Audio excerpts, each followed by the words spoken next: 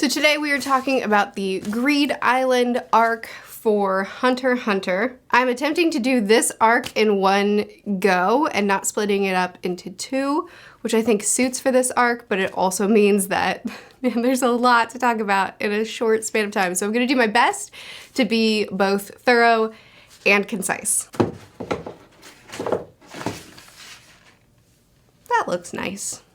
So the arc opens with this millionaire fella whose story ends up being surprisingly tragic, buying up all the game cartridges and hiring people to go inside Greed Island to complete the game for him and be able to bring out one of the cards for him to use, and they can keep the other two cards. Gon and Killua are rejected and then go away to work on their special abilities. Killua's is unsurprisingly tragic at this point. I guess the millionaire story was surprisingly tragic. Killua's is going to be unsurprisingly tragic. The fact that no normal person would be able to conduct electricity like he can, but he's able to because of the years and years and years of torture that he has sustained specifically with electricity, and he can just shrug it off and he can just handle this pain.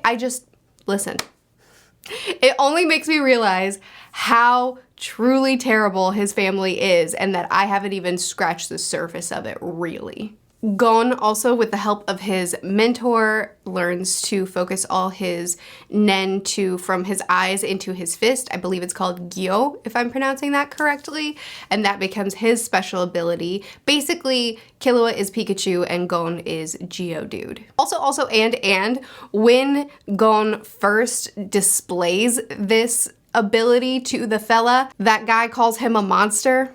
Again, as multiple people have called him before, and I just this much heavy foreshadowing makes me think that Gon is going to have some sort of corruption arc. I mean, I've been waiting for his arc to change. I've been picking up subtle little things about Gon, that he is not just this happy-go-lucky, pure-hearted, plucky kid, but that there will be some sort of arc for him, some sort of maturing, maybe a little bit of darkness he has to fight, but this much consistent foreshadowing, calling the kid a monster over and over again, saying he's walking a narrow line, all these things has me convinced that this kid's about to have a corruption arc or something like that. The Phantom Troop also enter Greed Island in order to find an exorcist so that they can release Chrollo from the judgment chain and he can start using Nen as well. And we start off performing basic tasks and basic competitions so that we can learn alongside Gon and Killua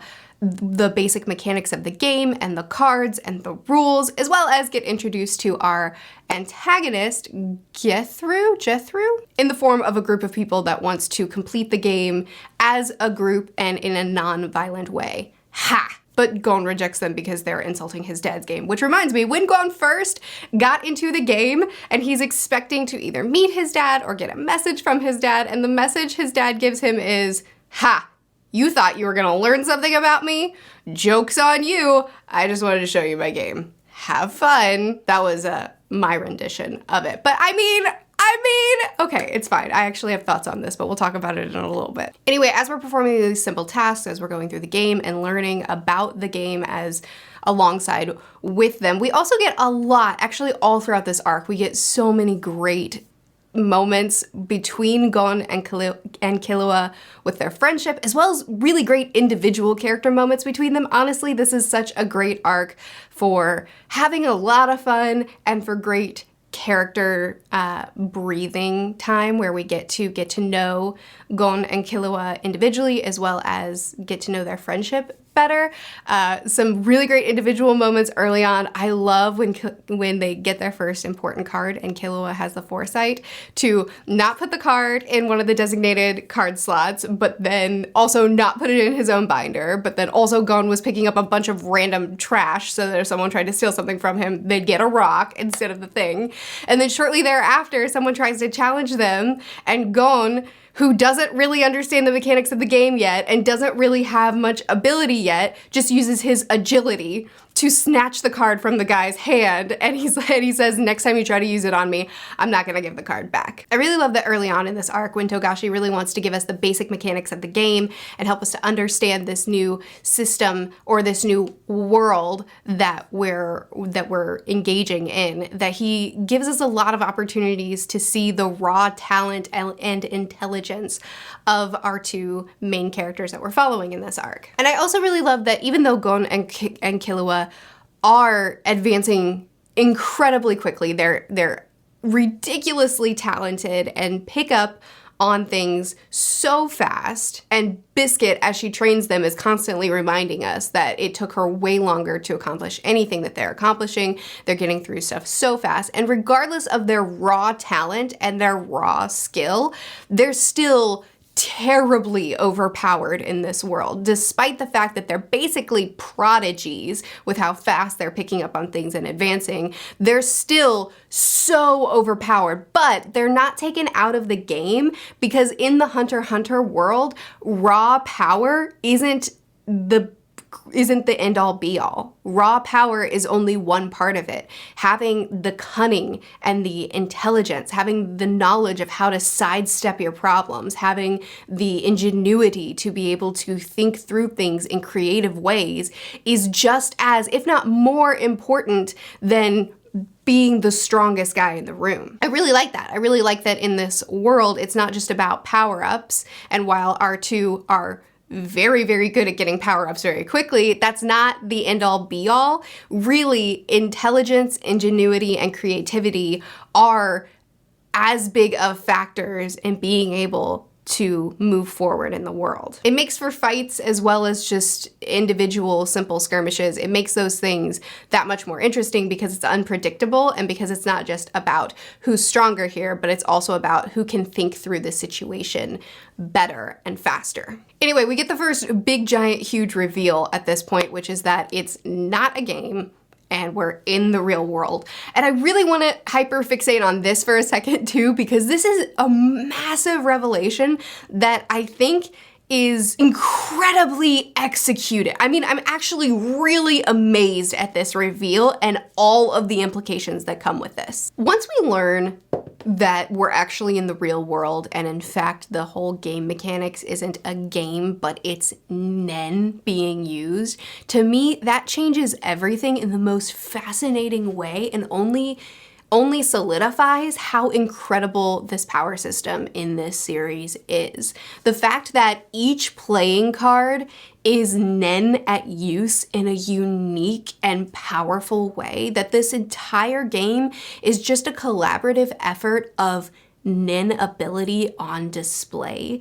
The fact that all of these convoluted rules that we're introduced to at first, that at the beginning feels a little bit like Togashi created his own game and he's really, really, really into it, and maybe could have calmed down a little bit with how much he put into the story, which I've read before. I have read stories where authors create their own games, their own playing card games or whatever, and it's so intensely told in the story, and it's like, this wasn't needed. Instead of it feeling like that, instead it feels like, oh, this is so intentional. These convoluted rules are here because what we're actually using is magic. What we're actually using is the power system that we're already acquainted with, and we're only expanding it, and we're only strengthening it, and we're only showing how big and powerful it actually is. And all these convoluted rules are here because the level of power in this game is insane.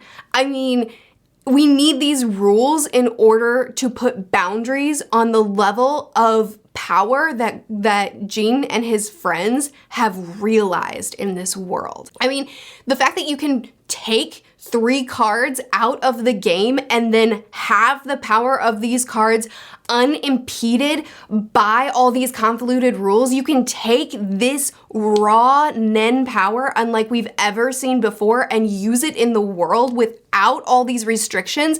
That's like, some of these cards would give you godlike power if you were to remove it. Not only that, it can also manufacture something as a permanent substance in the world. The fact that Biscuit can take a gem, a stone, out of this game, and it is an actual real property in the world. The implications are limitless. I mean, it makes me want to go back and study some of these cards and see how much power is actually in the world.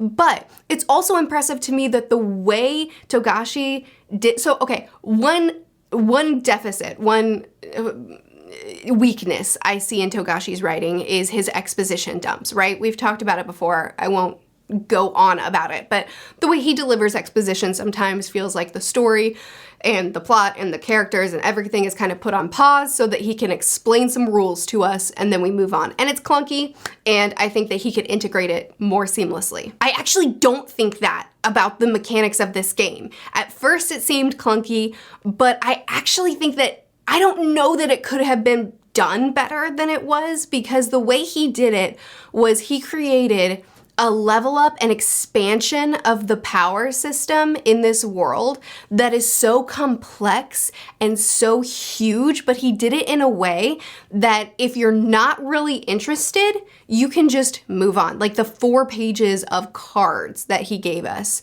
that is just information of cards for 4 pages long. You know what I'm talking about. I skipped it. I didn't read through all that. Why would I want to?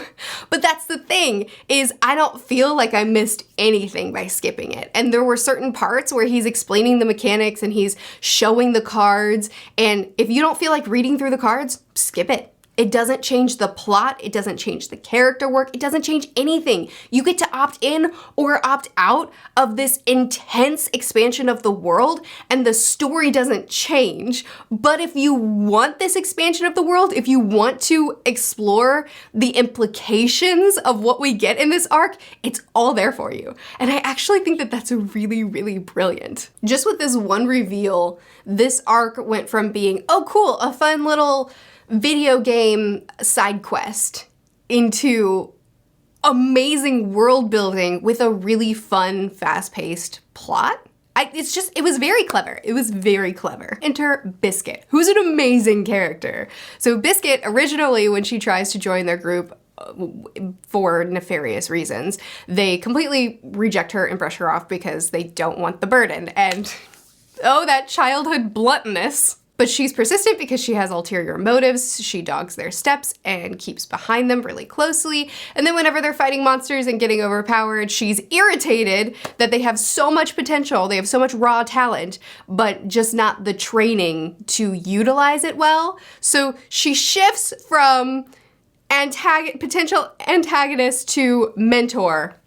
Like that. I have opinions. We'll get to it. But first, let's talk about how great she is. I love Biscuit. I love the way she trains them in this harsh, ruthless way, but how they take it on so well. Stuff like you have to sleep with a rock hanging over your head, and if you relax too much, you get smacked in the head with it. Stuff like, here's a murderer, fight him. And it's a life or death situation. You will die if you don't succeed here. It'll take us 3 hours to walk to this shop. Instead, how about you dig through the rock and it'll take you days and days and days. Oh, we're at the shop now? Okay, turn around, go fight the monsters. She's very thorough in her training. She's very intense, but I love seeing the boys rise to the occasion. Stuff like when they are fighting off against Sweeney Todd, the guy who ate her hair, the guy who's gonna kill them if they lose. When they are fighting off against him and they do win and he admits defeat, they decide that they would like to continue. Well, Gon decides that he wants to continue the fight longer than he actually needs to because they have more time left. So he wants to utilize all that time because they defeated him, they overpowered him together, but they want to continue their training long enough that they can learn to be able to overpower him individually. I love that good enough isn't good enough. They face all the challenges that she gives them. They race to be the first one to notice the numbers that she's projecting on her fingertips. They take everything head on and they crave the level up and work so hard to get it. I love seeing their posture here of fighting just as hard as she's training. But, and I know that this is a minor hang up, but I'm so hung up on it, so let me complain for a second.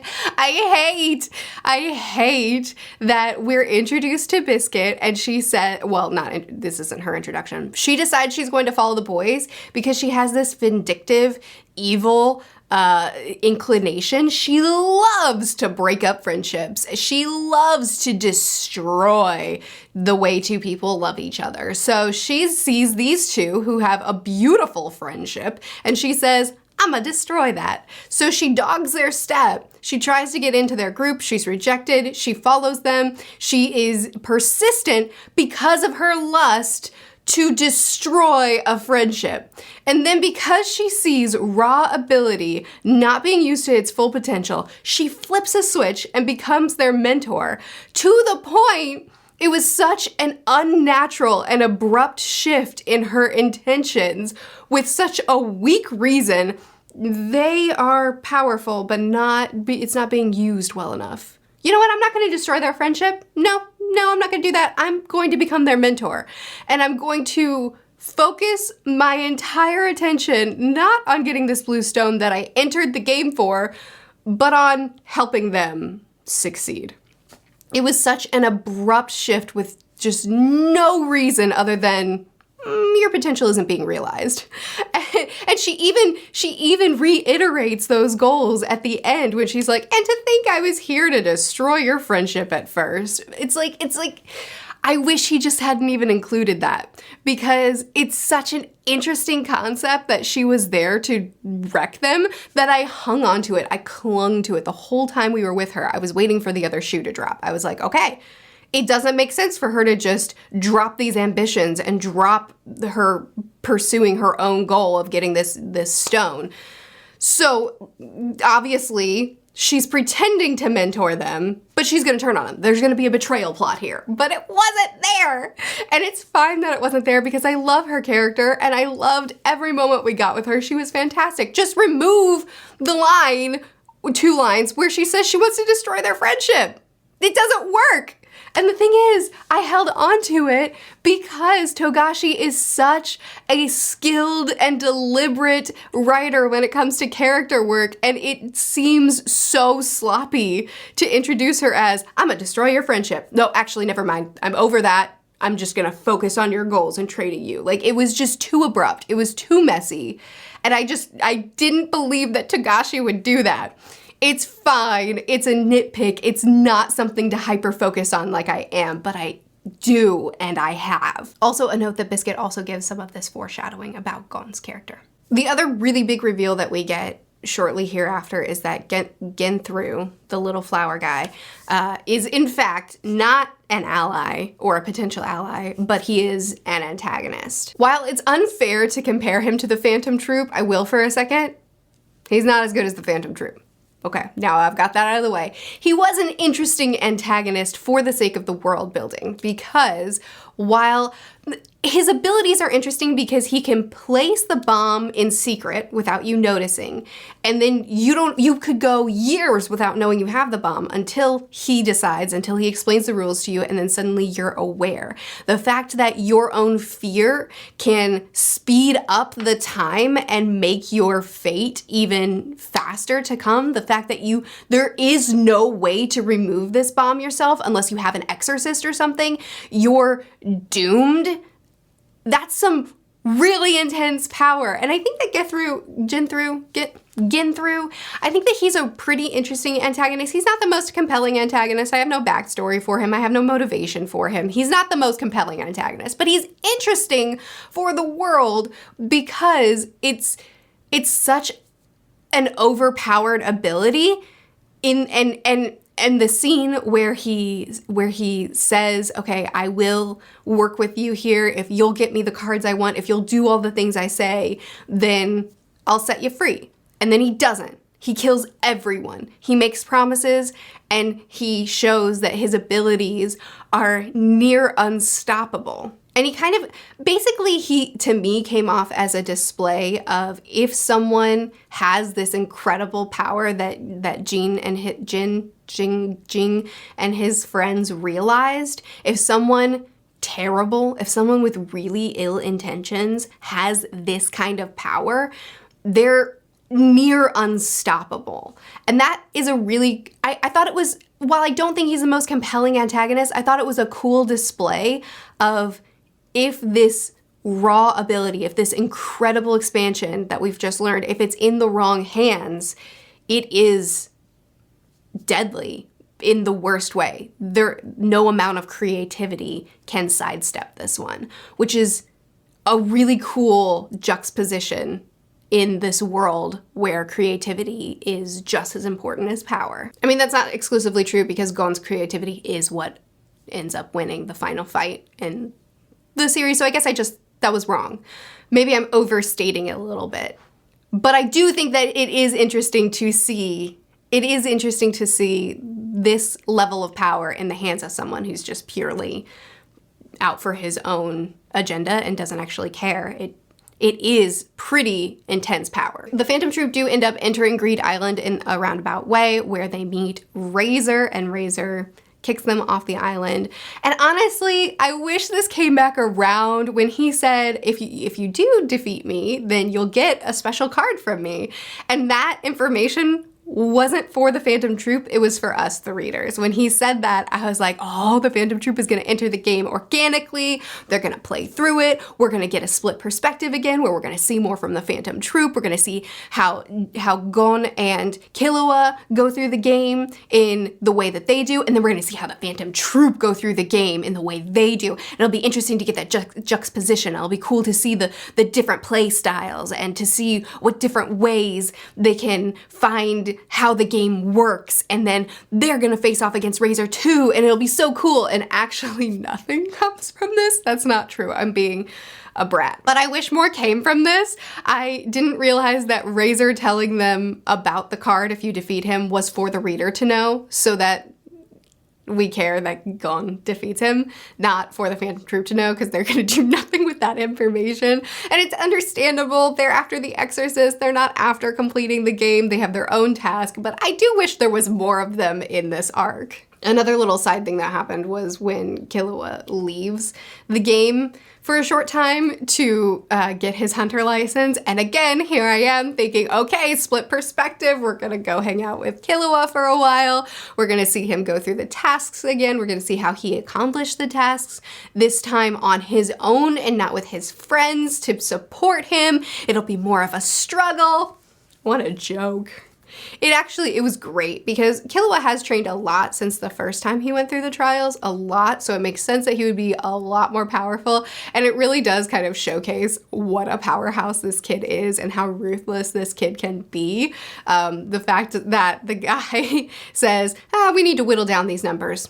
Everybody has to get 5 badges. And then here I am thinking, okay, we've got a battle royale coming. And Killua is just like, I got all the badges, so give me my license. And then he tells Gon, it took me longer to get back to the game, to get back to you, than it took me to complete the hunter license challenges. I mean, it was not what I was expecting, but I'm very happy. We get so many scenarios throughout this arc where we get to see Killua's inclination to strategize. We get to see how great of a strategizer he is, how much he analyzes each situation and can understand situations in such a flawless way. And Gon really does lean on him. And one way that we get to see this that I really, really liked is when we first go to the pirates to complete these challenges, and Killua he knows that Gon shouldn't reveal his hand too soon, and Killua sees the gasoline, was it? And he just, oh my goodness, it was so great. It was such a ruthless and cold way to sidestep that challenge. Not really sidestep it, because he faced it head on, but oh my goodness, Killua is a beast. Anyway, they throw the challenges and they decide to beef up their team so that they can, in fact, win these challenges, because they need a good team in order to do it. They decide to seek out Crollo because they were looking at the names, and they find Hisoka in the woods, naked. Turns out Hisoka was hired by Crollo to find the Exorcist, so he has the same goal as the Phantom Troop, and he is trying to accomplish that. And after some more emphasis that Hisoka is an absolute sicko, he agrees to team up with Gon and Killua because he's bored. which I think suits his character quite well. I never would have guessed that we would be teaming up with Hisoka in any way because of his bloodlust, because of his obsession with Gon, because of how sick he is.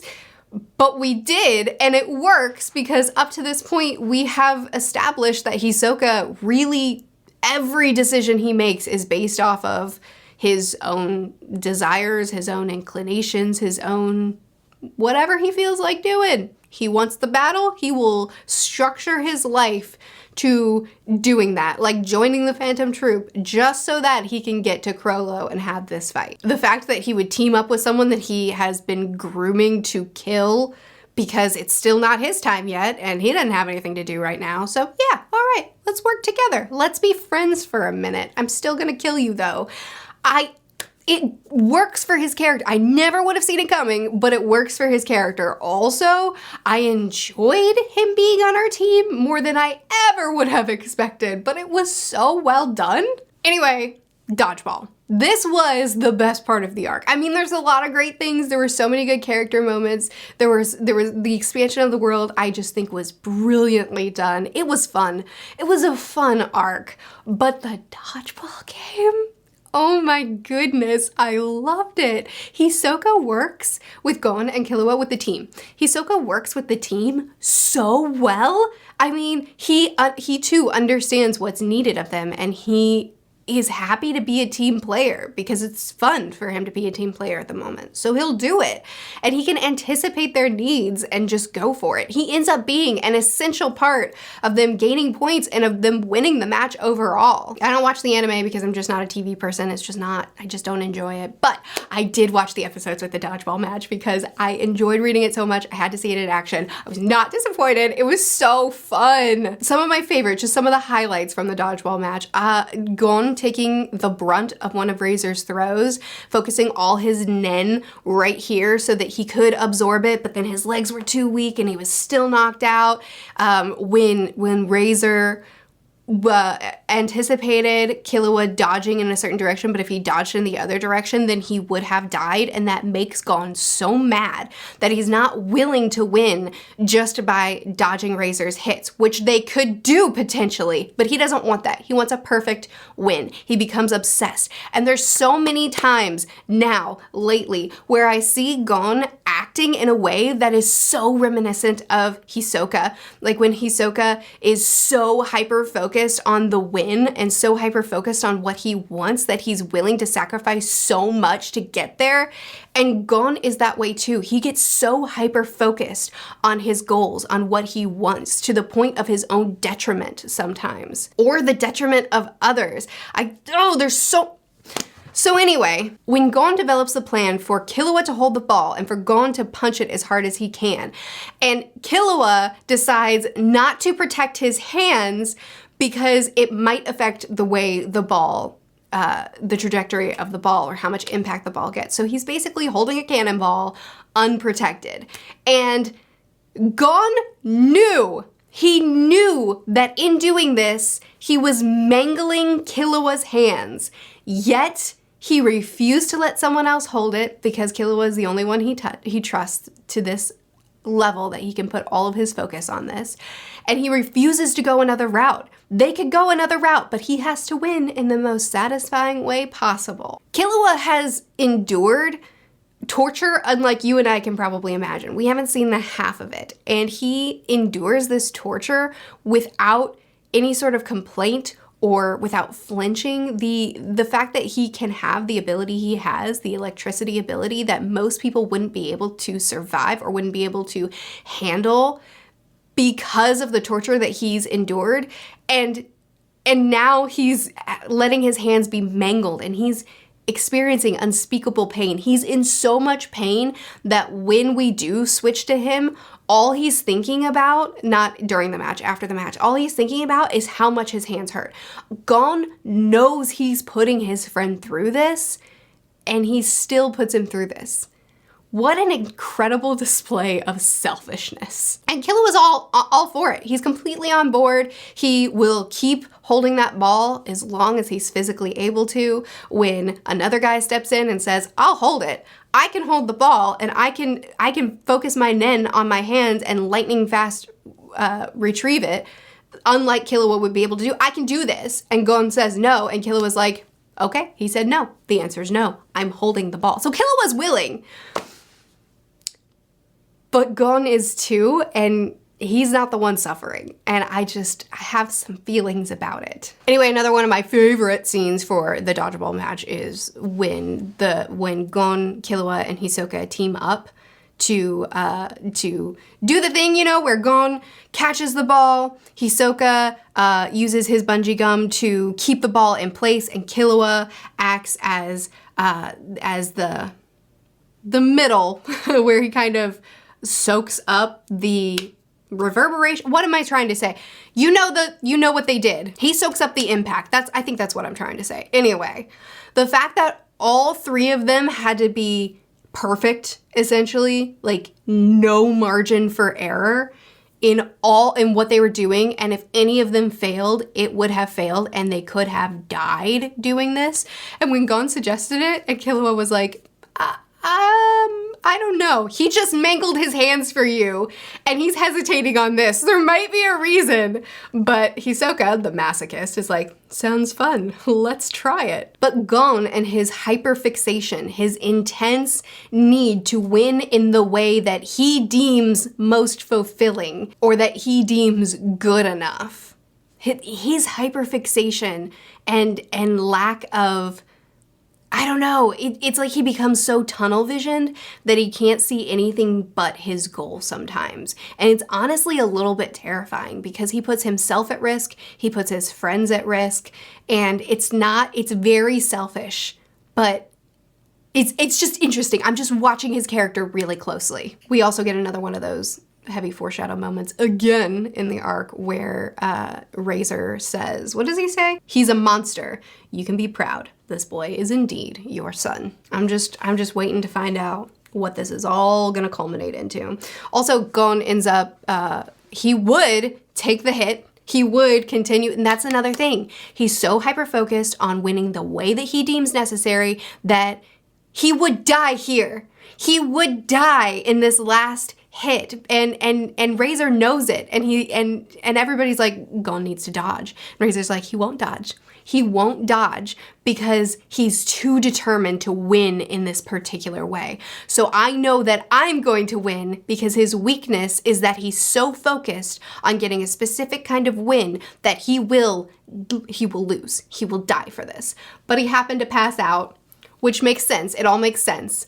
But I think that it's such a display of how tunnel visioned Gon becomes that he would rather lose all this. His friend's hands are mangled, Hisoka's hands are mangled, well, his fingers are mangled. One guy's internal organs are all sloshed up. I mean, people have been harmed for this, and Gon is willing to lose rather than dodge because he's so determined. But he passes out, thankfully, and Hisoka gets to end the match. And Hisoka says, it's not good enough for me to win the easy way. Only a flawless victory will do. That's what Gon wants. I'm just blown away at how much I like Hisoka in this arc and how well it works and how much fun it was to have him on our team. Anyway, he does. He wins. And it was brilliant. Oh man, we've been here for a long time and we're still not even, I'm gonna speed up a little bit because the ending, I'm just gonna speed up a little bit. So we have the fight with Little Flower. I loved the Killua part because, actually I loved all of it.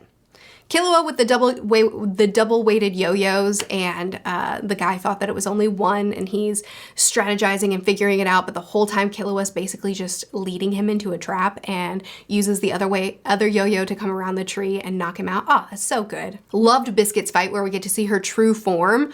Oh my golly, she's so powerful. She's in a smaller, more delicate form intentionally and still so powerful, but she's got more. She's got more. Oh my goodness, she's such a great character. Gon once again really displays his narrow-minded, tunnel-visioned focus when he wants to defeat someone. in this fight as well. Again, reminding me so much of Hisoka, because he sacrificed his own arm in this battle, just like Hisoka did in the Heaven's Arena arc. I don't want to go into that, even though I could hyperfixate on this too, and I could spend too much time on this too, but I just think that I'm just watching his character because he's so reckless, and he acts so much like Hisoka in the way he fights, in the way he is willing to sacrifice anything to have the most satisfying battle. I'm just saying, it's different, but it's really similar. Anyway, he defeats him by creating the pit and then getting out of the way and using his card to create the giant rock to smash down. It was very good. It was very satisfying. It wasn't the most epic fight. The dodgeball fight was the best fight for sure in the arc, but it was satisfying and I was happy with it. It was good. I'm gonna skip over the essay that gets Gon the win.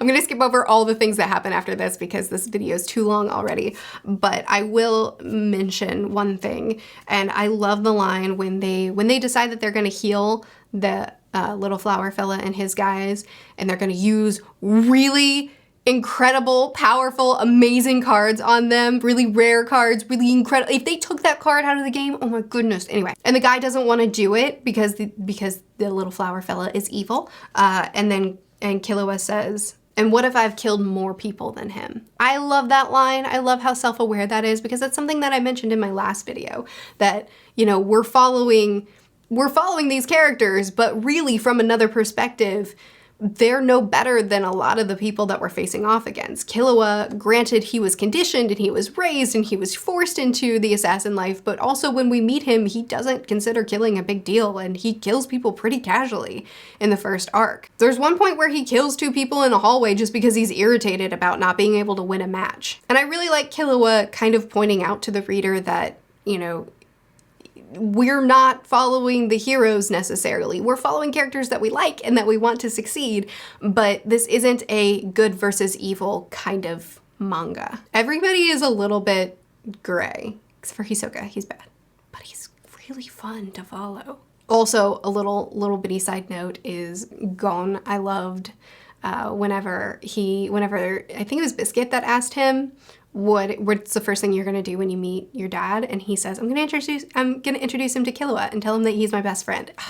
Stop. It's so adorable and sweet and wonderful, and I love their friendship. But anyway, Gon doesn't end up meeting his dad. He ends up going back to Kite instead, which was very surprising. And we get a flashback of whenever Gene, I need to figure out how to say his name, whenever Gon's dad programmed or told one of the twins to program the game so that if Gon tries to bring a friend with him, then he'll be sent to Kite instead of to him, which means that Gon was so close to meeting his dad.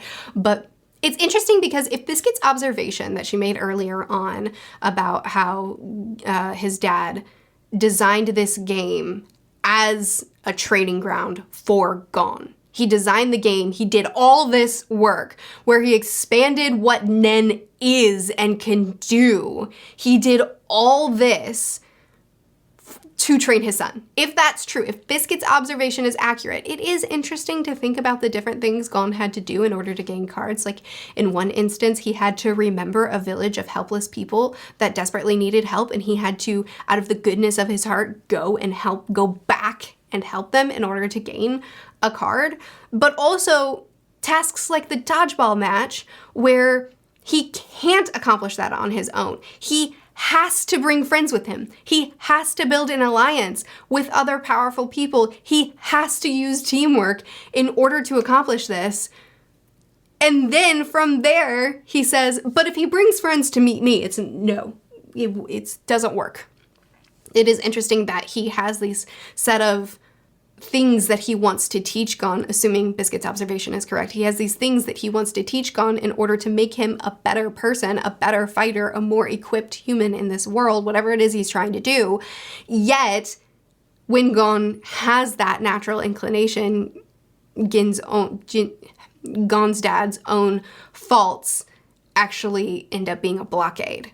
It is interesting to me.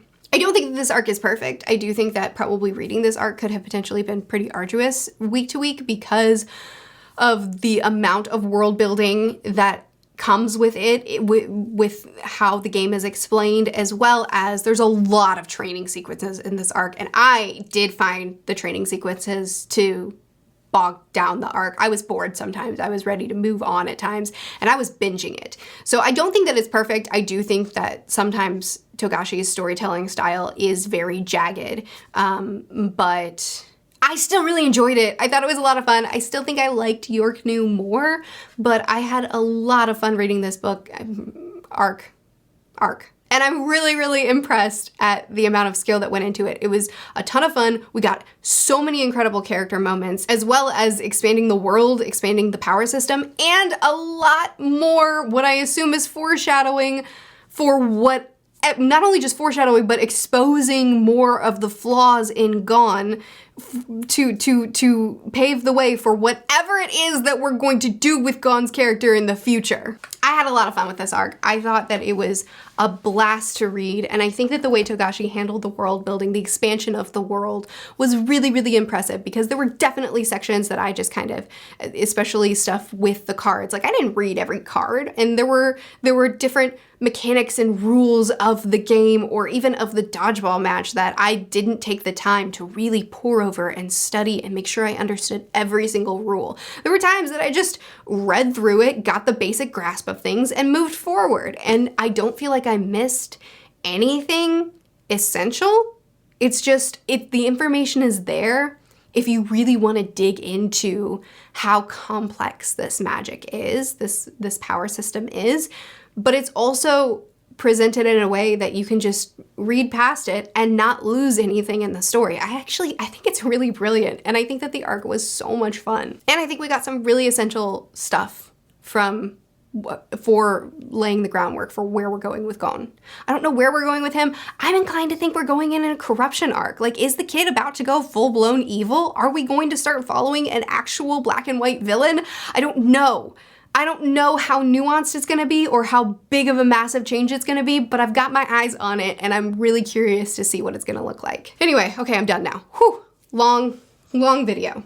I'm gonna split the next arc up because it's even longer, and this video was too long. So be sure to chat with me more in the comments. Let me know what you liked, what you didn't like about this arc, what were your favorite parts, least favorite parts, how awesome are our leads. I post videos every Monday, Wednesday, and Friday, and I post reading vlogs on Thursdays on my second channel, so you can see more frequent updates for my Hunter x Hunter stuff over there, or Spy Family stuff over there, or whatever. It's all linked in the description. I'll see you again soon. Bye.